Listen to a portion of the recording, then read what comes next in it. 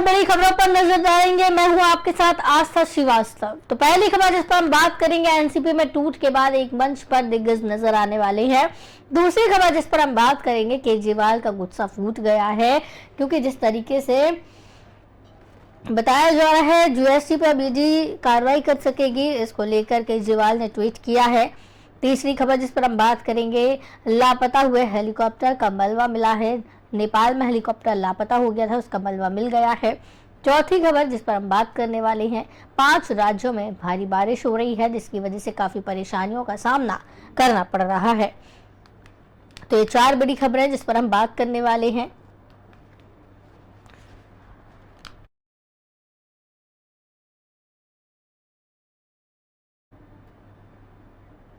तो एनसीपी में मतभेद और शरद पवार के भतीजे के बीजेपी से हाथ मिलाने के बाद शरद पवार और प्रधानमंत्री नरेंद्र मोदी आने वाले अगस्त में पहली बार मंच साझा करेंगे। लोकमान्य तिलक स्मारक ट्रस्ट ने पीएम मोदी को लोकमान्य तिलक राष्ट्रीय पुरस्कार से सम्मानित करने का निर्णय लिया है। तिलक स्मारक ट्रस्ट के अध्यक्ष रोहित तिलक ने सोमवार को इसकी घोषणा की। ये पुरस्कार समारोह का 41वां वर्ष और लोकमान्य तिलक की 103वीं पुण्यतिथि है। पुरस्कार समारोह 1 अगस्त 2023 को पुणे में होगा।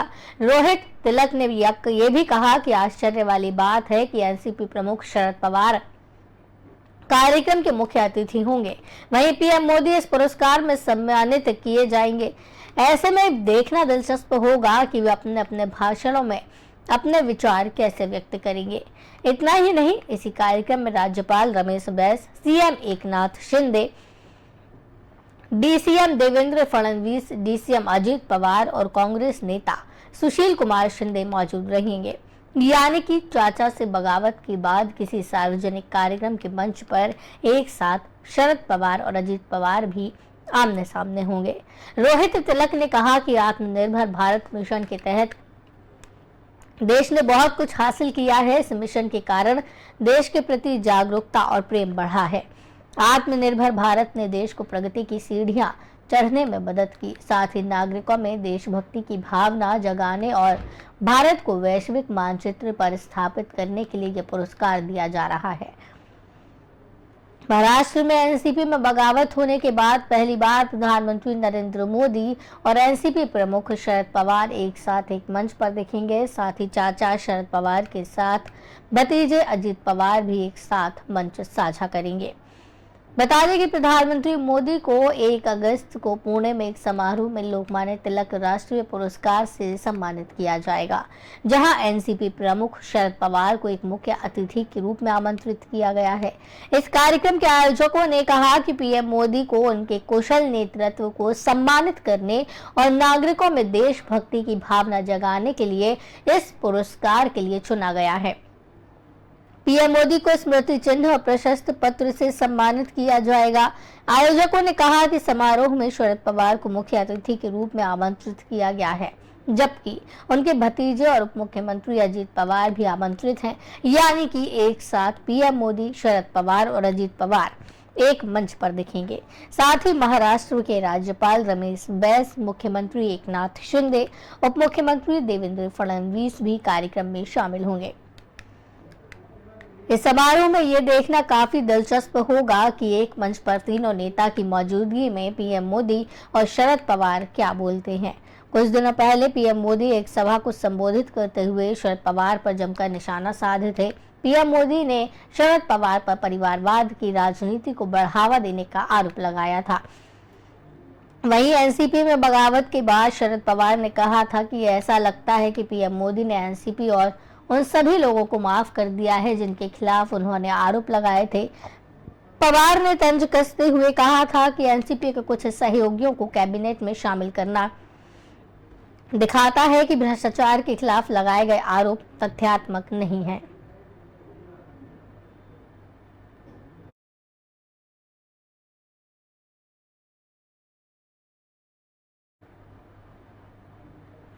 जीएसटी मामले में केंद्र सरकार द्वारा ईडी को कार्रवाई करने का अधिकार दिए जाने को लेकर दिल्ली के मुख्यमंत्री अरविंद केजरीवाल ने अपनी कड़ी प्रतिक्रिया जाहिर की है।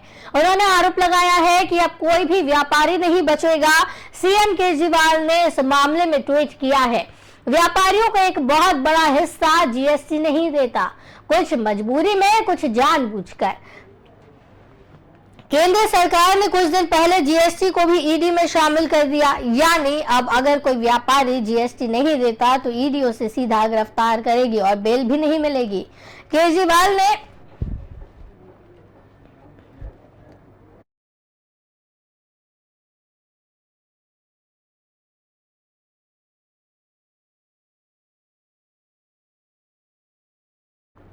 आगे लिखा, जीएसटी प्रणाली इतनी जटिल है कि जो लोग पूरा जीएसटी भी दे रहे हैं उन्हें भी किसी प्रावधान में फंसाकर जेल में डाला जा सकता है। यानी देश के किसी भी व्यापारी को केंद्र सरकार जब चाहे जेल भेज देगी। ये बेहद खतरनाक है। व्यापारी व्यापार करने की बजाय अपने को बस ईडी से बचाता फिरेगा। देश के छोटे छोटे व्यापारी भी इसकी चपेट में आ जाएंगे। कोई व्यापारी नहीं बचेगा। यह देश की अर्थव्यवस्था के लिए बेहद खतरनाक है। टैक्स चोरी पर रोक लगाने के लिए केंद्र सरकार से गुड्स एंड सर्विसेज टैक्स को लेकर बड़ा फैसला लिया है। जीएसटी को पीएमएलए यानी मनी लॉन्ड्रिंग एक्ट के दायरे में लाने की तैयारी शुरू हो चुकी है। इस संबंध में सरकार ने नोटिफिकेशन जारी कर दिया है। जल्द ही नए नियम लागू हो सकते हैं। सरकार के इस फैसले से जीएसटी से जुड़े मामले में ईडी को दखल देने के अधिकार मिलेंगे।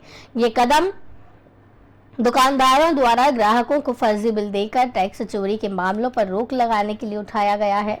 किसी भी टैक्स चोरी के मामलों में ईडी सीधा कार्रवाई करेगी। इसके अलावा इन नए नियमों के तहत जीएसटी नेटवर्क का डेटा ईडी और एफआईयू के साथ साझा किया जाएगा। जीएसटी कलेक्शन के लिए भी इस कानून का इस्तेमाल सरकार द्वारा किया जाएगा। फर्जी इनपुट, टैक्स क्रेडिट और फर्जी चालान को इस नियम में शामिल किया जाएगा।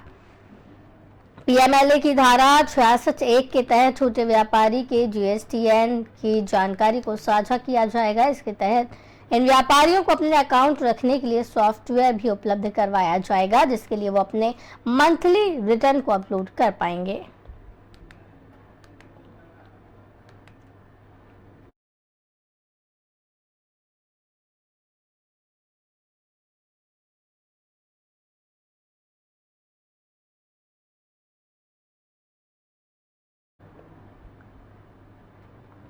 नेपाल में 6 लोगों को लेकर जा रहा एक हेलीकॉप्टर दुर्घटनाग्रस्त हो गया। उसका मलबा बरामद किया जा चुका है। इसमें 6 मैक्सिकन यात्री सवार थे, जिनमें से 5 के शव मिल चुके हैं। पुलिस के मुताबिक हेलीकॉप्टर लिखुपी के ग्राम परिषद और दुधकुंडा नगरपालिका 2 की सीमा पर पाया गया। इसे लामाजुरा डांडा कहा जाता है। कोशी प्रांत पुलिस के डीआईजी राजेश नाथ बस्तोला के मुताबिक 5 शव बरामद किए गए। हालांकि शवों की पहचान अभी नहीं हो पाई। शुरुआती तौर पर ऐसा लगता है कि हेलीकॉप्टर पहाड़ की चोटी पर किसी पेड़ से टकराया था। हेलीकॉप्टर सोलुखुम्बू से काठमांडू जा रहा था। सूचना अधिकारी ज्ञानेंद्र भुल ने बताया, हेलीकॉप्टर का सुबह कंट्रोल टावर से संपर्क टूट गया था। मनांग एयर कंपनी के हेलीकॉप्टर का कॉल साइन 9NMV था। बताया जा रहा है कि हेलीकॉप्टर लमजुरा पहाड़ के पास दुर्घटनाग्रस्त हुआ। हेलीकॉप्टर ने 10-10 पर उड़ान भरी थी। यहाँ लुक्का एटीसी ने उसे काठमांडू एटीसी को हैंडओवर किया था। इसके बाद से ही हेलीकॉप्टर से संपर्क टूटा था। हाल ही में नेपाल में एक प्लेन क्रैश हुआ था, जिसमें 70 से ज्यादा लोगों की मौत हो गई थी। जनवरी 2023 में हुए इस हादसे को नेपाल के सबसे बुरे हवाई हादसों में से एक बताया गया था। येती एयरलाइंस का ये विमान काठमांडू से पोखरा जा रहा था। इसमें 4 क्रू मेंबर्स समेत 72 लोग सवार थे। विमान सेती नदी की खाई में गिर गया था, जिसमें सभी की मौत हो गई थी।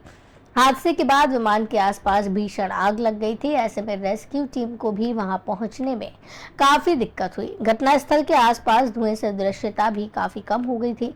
नेपाल सेना के प्रवक्ता ब्रिगेडियर जनरल कृष्ण प्रसाद भंडारी ने बताया था कि दुर्घटनाग्रस्त ऊबड़ खाबड़ इलाके में था, इसलिए बचाव अभियान चुनौतीपूर्ण हुआ। नेपाल की एयरपोर्ट अथॉरिटी की तरफ से कहा गया था कि विमान हादसा मौसम नहीं बल्कि तकनीकी खराबी की वजह से हुआ। विमान के पायलट ने एटीसी से लैंडिंग के लिए परमिशन ले ली थी। पोखरा एटीसी की ओर से लैंडिंग के लिए ओके भी कह दिया था। सिविल एविएशन अथॉरिटी का कहना था कि लैंडिंग से ठीक पहले विमान की में आग की लपटें दिखाई दी थी, इसलिए मौसम की खराबी के कारण दुर्घटना हुई। ये बात नहीं कही जा सकती।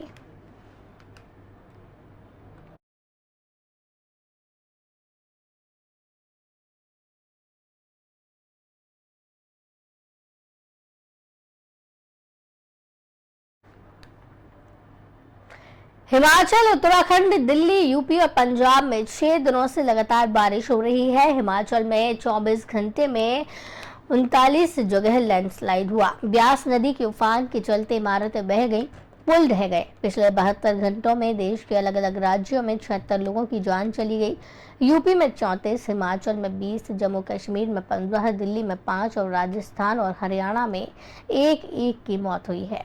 वहीं उत्तराखंड के उत्तरकाशी में मध्य प्रदेश की टूरिस्ट की गाड़ियों पर पहाड़ से टूटकर पत्थर गिर गए। इस हादसे में इंदौर के 4 टूरिस्टों की मौत हो गई, वहीं 10 लोग घायल हुए। दिल्ली में यमुना नदी का वाटर लेवल खतरे के निशान को पार कर गया है। मंगलवार सुबह 8 बजे तक नदी का पानी 206.32 मीटर पर बह रहा था। 1978 में हाईएस्ट 207.49 मीटर तक गया था।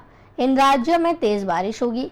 बता दें कि इनमें राजस्थान, मध्य प्रदेश, हिमाचल, उत्तराखंड, हरियाणा, पंजाब, दिल्ली, उत्तर प्रदेश, बिहार, सिक्किम, पश्चिम बंगाल, असम, मेघालय, अरुणाचल प्रदेश, नागालैंड, मिजोरम, मणिपुर, त्रिपुरा, गुजरात, गोवा, कर्नाटक, केरल, आंध्र प्रदेश और उड़ीसा शामिल हैं।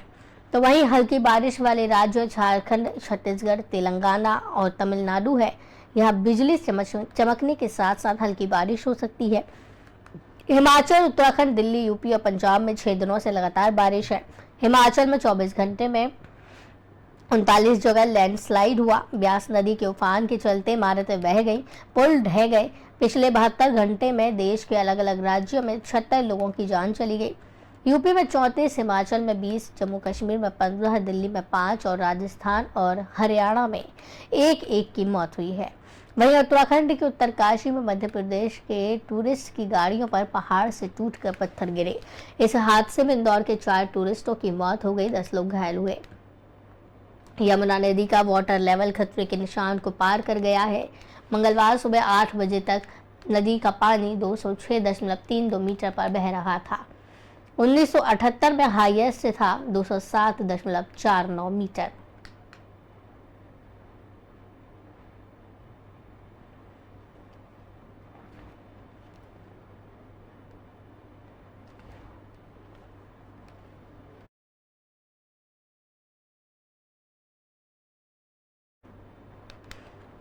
तो आपको बताते चले कि हिमाचल, मध्य प्रदेश, राजस्थान, उत्तराखंड, हरियाणा, पंजाब, दिल्ली, उत्तर प्रदेश, बिहार, सिक्किम, पश्चिम बंगाल, असम, मेघालय, अरुणाचल प्रदेश, नागालैंड, मिजोरम, मणिपुर, त्रिपुरा, गुजरात, गोवा, कर्नाटक, केरल, आंध्र प्रदेश और उड़ीसा यहाँ तेज बारिश होगी।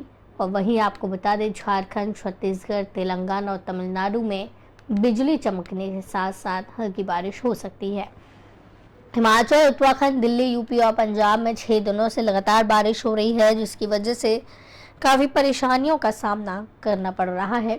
हिमाचल में 24 घंटे में 39 जगह लैंडस्लाइड हो चुके हैं।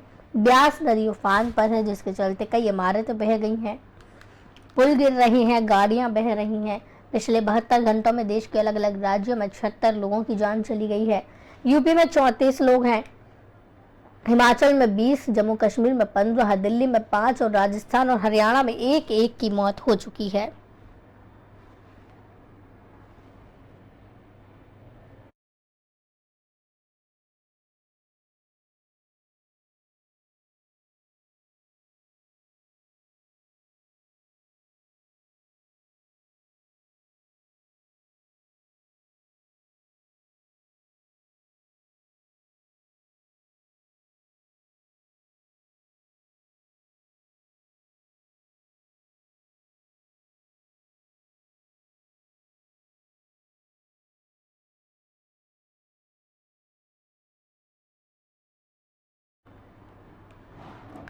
तो 4 बड़ी खबरों पर हमने आज बात की है। पहली खबर जिस पर हमने बात की है, एनसीपी में टूर के बाद एक मंच पर दिग्गज नजर आएंगे, पीएम मोदी को सम्मानित किया जाएगा, अजित पवार शरद पवार आमने सामने होंगे। दूसरी खबर जिस पर हमने बात की है, जीएसटी को ईडी की कार्रवाई किए जाने में लाने के बाद केजरीवाल का गुस्सा फिर से फूट पड़ा है, केंद्र सरकार पर निशाना साधा है। तीसरी खबर जिस पर हमने बात की है, हेलीकॉप्टर जो लापता हुआ था नेपाल में यात्रियों को ले जाते हुए, उसका मलबा मिल गया है, 5 यात्रियों के शव मिल गए हैं। चौथी खबर, 5 राज्यों में भारी बारिश हो रही है, लगातार बारिश की वजह से परेशानियां देखने को मिल रही हैं। तो 4 खबरें जिस पर हमने आज बात की है। फिलहाल मेरे साथ इतना ही। आप देखते रहिए पी न्यूज। नमस्कार।